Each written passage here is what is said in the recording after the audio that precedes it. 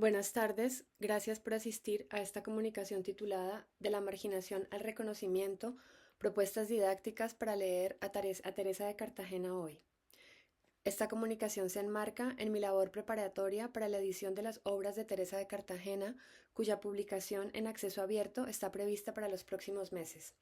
Este trabajo forma parte de los objetivos del proyecto Humanismo Femenino y Modernidad Europea de la Universidad de Sevilla.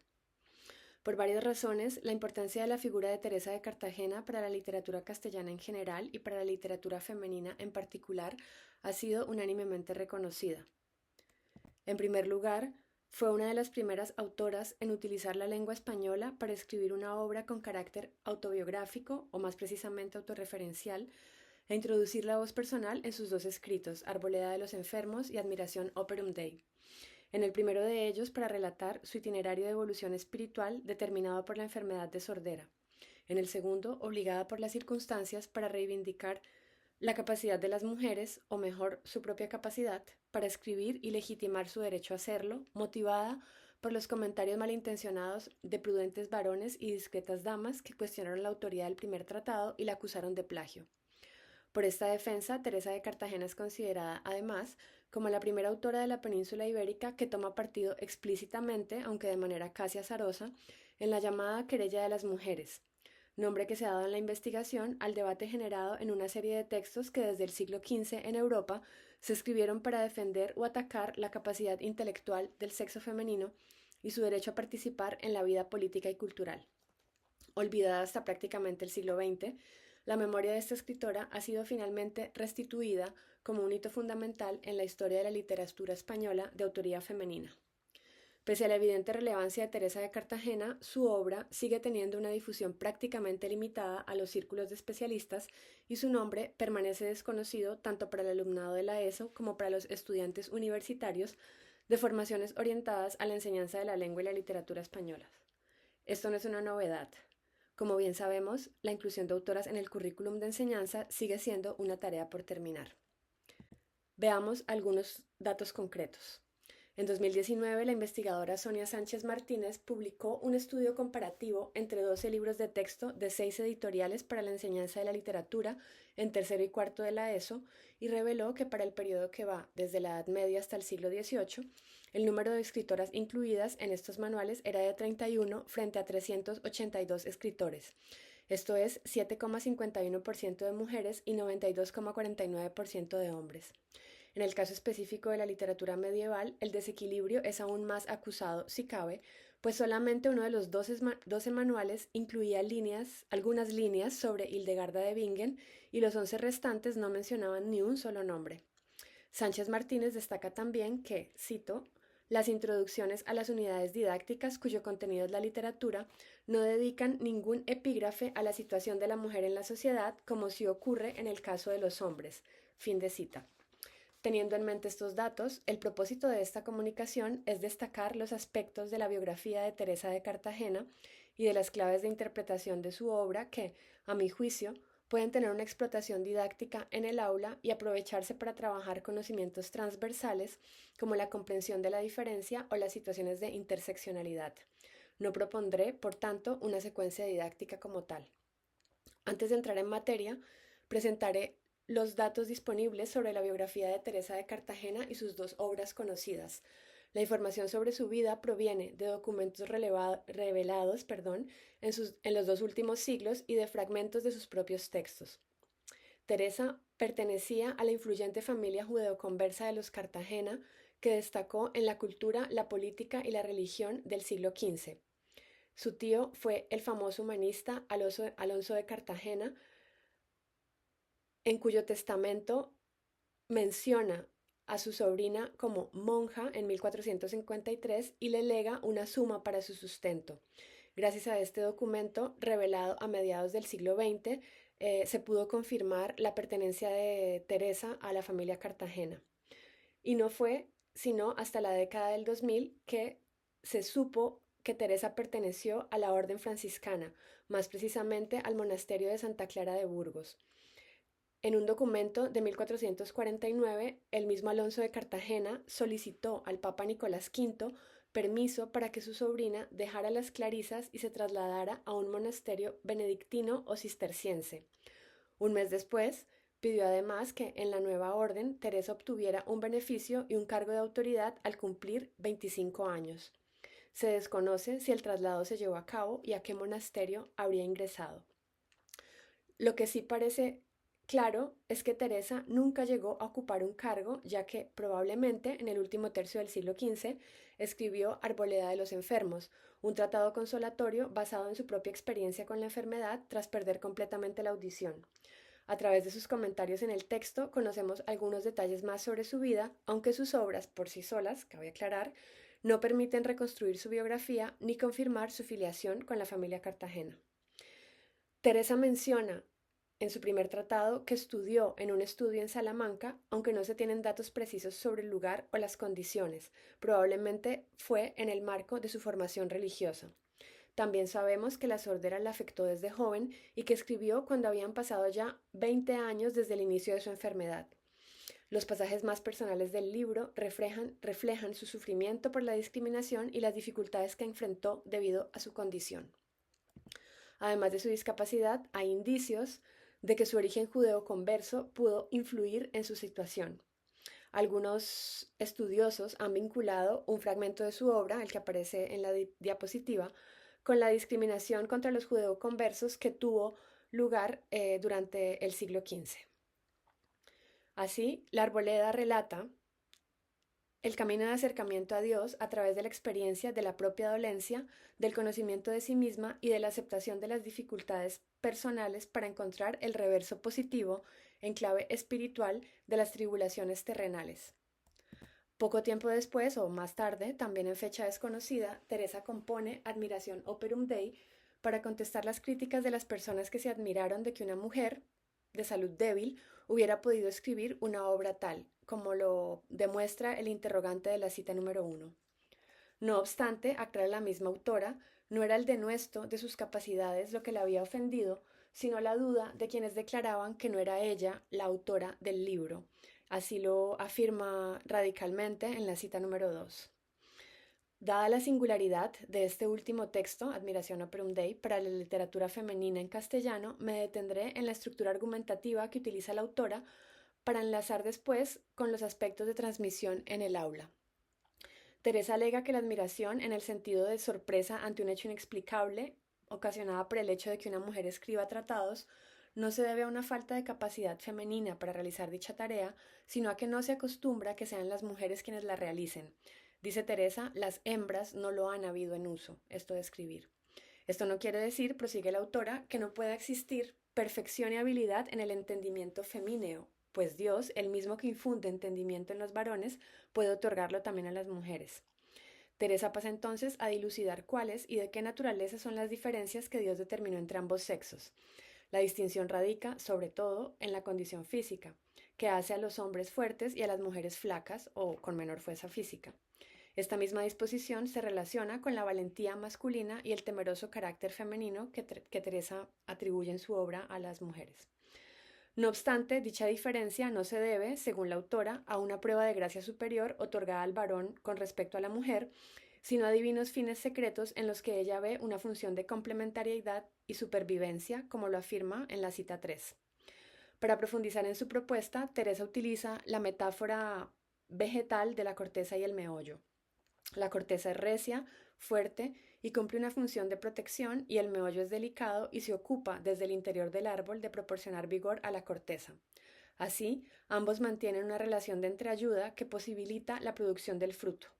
De la misma forma, la función del hombre es guardar las cosas de fuera y la de la mujer mantenerse en el ámbito de lo privado, dando a aquel fuerza por medio de su trabajo, industria y obras domésticas.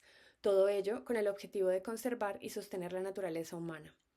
Obsérvese que Teresa omite cualquier referencia a la finalidad reproductiva que se usó comúnmente como la función de las mujeres y, como he dicho, no plantea la cuestión precisamente en términos de jerarquía, como se puede entrever en la cita 4. De hecho, al final de la argumentación lanza una enigmática pregunta al lector que cuestiona cuál es la función más importante. Partiendo de la idea del Génesis de que la mujer es la ayudadora del varón, Teresa se interroga en la cita 5, y bien se podría aquí arguir cuál es de mayor vigor, el ayudado o el ayudador. Ya vedes lo que a esto responde la razón. Para completar su argumentación, Teresa recurre a la proeza de Judith, la figura bíblica que, contrariamente a las características que ella misma acaba de citar como propias de las mujeres, empuña la pesada espada y corta la cabeza del gigante Holofernes para salvar a su pueblo. Todo esto lo hizo, pese a que es más propio de la condición física femenina, usar de la péñola que de la espada, dice Teresa.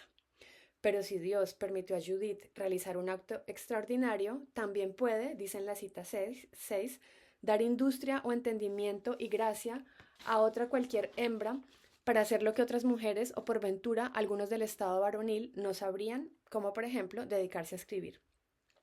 Es necesario añadir que en ambos tratados Teresa se dirige a un destinatario femenino. En el caso de la Arboleda, a una desconocida, virtuosa señora que se menciona solo una vez al inicio del texto. Admiración, en cambio, está escrita, o eso se nos dice, a petición de Juana de Mendoza, poderosa y culta mujer, esposa del poeta Gómez Manrique, con la cual Teresa parece tener una relación cercana, o al menos así se intuye en los adjetivos afectuosos que utiliza a lo largo de la obra para dirigirse a ella. Pasando a cuestiones de análisis, uno de los aspectos más destacados de sus obras es el de la introducción de la voz personal, más precisamente de la voz femenina. Este asunto plantea a su vez una de las problemáticas más interesantes de los textos, la elección de auctoritas para sustentar la composición en un momento en el que la cultura letrada estaba dominada por hombres, o dicho de otra manera, las estrategias que usa la autora para enfrentar y superar la ausencia total de referentes literarios femeninos que provoca, como lo ha llamado una conocida estudiosa, una especie de ansiedad de autoría. Teresa utiliza, sobre todo en el primer tratado, el recurrido tópico de la falsa modestia manifestado en la expresión, también común, del empequeñecimiento de sí. Los ejemplos se multiplican por todo el texto y van más allá de la captatio. Claro que este recurso no suponía ninguna novedad y, como sabemos, era de uso casi obligado en la literatura medieval y moderna, incluida la de autoría masculina. Lo que sí debe destacarse, en cambio, es la referencia a la condición femenina como sinónimo de falta de capacidad y autoridad que se encuentra en autoras anteriores y posteriores a Teresa de Cartagena. Así puede apreciarse en los ejemplos de la diapositiva. Se ha visto en el uso de estas fórmulas más bien una cierta ironía o sarcasmo. Sería largo de examinar detalladamente aquí estos fragmentos, pero no quiero dejar de notar que varias de estas apariciones preceden a frases aseverativas en las que la autora comunica una clara toma de posición a manera de antítesis de su propia autoafirmación de inferioridad.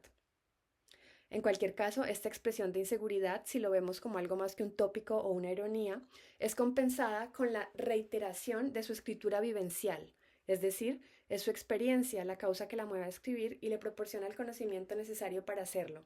En otras palabras, es el ejemplo del que parte para vehicular su mensaje. Lógicamente, la Biblia es la autoridad textual por excelencia en sus obras. Así, en Arboleda de los Enfermos, Teresa utiliza el símil de los libros como arboledas saludables en los cuales buscar sabios consejos para introducir como fuente desde las primeras líneas el Salterio de David. Otros autores aparecen mencionados o su influencia se percibe a lo largo de este primer tratado, pero ninguno parece tener una importancia primordial, aunque sí permiten dar buena cuenta de los textos que Teresa había leído, había escuchado leer o en todo caso conocía. Cabe señalar que el tono de la argumentación cambia entre el primero y el segundo tratado. En Admiración Operum Dei, el segundo, Teresa establece un diálogo con su destinataria, Juana de Mendoza, lo que le permite justificar la escritura a petición de la dama y contar con su complicidad. También cabe llamar la atención sobre el comentario de Teresa acerca del hecho de que las mujeres no escriben porque carecen de los recursos necesarios, es decir, porque no han sido educadas para adquirir conocimiento, a diferencia de los hombres que lo transmiten entre ellos, lo que nos permite intuir un poco la opinión de Teresa, quizá sobre la educación femenina. En el segundo tratado, pues, Teresa sigue recurriendo a referencias bíblicas, pero fundamenta su defensa sobre todo en su propia reflexión, cuya autoridad es Dios, pero no se ha basado en textos de autores masculinos. De esta manera se distancia de la dominación literaria patriarcal y de la falta de referentes femeninos, identificándose en cambio con figuras bíblicas como Judith. Aunque no presenta su obra como producto de una revelación divina, como sí lo hicieron varias místicas, Dios es la fuente última de su conocimiento. Ante las acusaciones de plagio, Teresa responde con firmeza, como se aprecia en la diapositiva, que Dios ha sido su único maestro y que solamente Él le ha dado las condiciones necesarias para escribir estos tratados. Lo dicho hasta aquí permite proponer algunos temas que, a mi juicio, pueden explotarse para traer la lectura de Teresa de Cartagena al presente y suscitar la reflexión, sobre todo en cursos de ESO, de forma que el conocimiento de esta autora no se restrinja a la formación especializada. Para introducir y contextualizar la situación social de la mujer en la península durante el siglo XV. Para presentar e introducir la querella de las mujeres. Explicar las formas de acceso femenino a la educación y al conocimiento, la imposibilidad de recibir la misma formación que los hombres y sus consecuencias, y de ir a la universidad, por supuesto, los modos de lectura y la relación de las mujeres con la cultura escrita y la importancia de la transmisión oral en esta relación. Destacar el matronazgo o las relaciones de ayuda mutua como uno de los pilares del desarrollo de una cultura femenina. En cuanto a conocimientos transversales relacionados con la igualdad de género y valores cívicos y éticos, el caso de Teresa de Cartagena permite crear puentes de reflexión sobre problemáticas que enlazan con temas actuales. Por ejemplo, el concepto de interseccionalidad con el ejemplo de la escritora como mujer sorda y judeoconversa. También la inclusión de la diferencia y la accesibilidad para personas con una condición física particular, suscitando una reflexión sobre los problemas, la evolución y los cambios que todavía son necesarios en este sentido. La discriminación por motivos religiosos o la relevancia de una educación universal y del acceso a referentes femeninos que sirvan de modelo e inspiración. En la educación superior especializada, la obra de Teresa de Cartagena debería ser, por otro lado, un caso de estudio esencial dentro de la literatura consolatoria y espiritual de autoría femenina en castellano. Su construcción argumentativa, la dificultad de enfrentarse a la falta de precedentes y la reflexión sobre su propio proceso creativo para superar este obstáculo y responder a las críticas de sus detractores, junto con la introducción de una voz femenina que argumenta por primera vez a favor del derecho a expresarse por escrito, son solo algunas de las claves que hacen de su obra un valioso recurso para las aulas de secundaria y educación superior.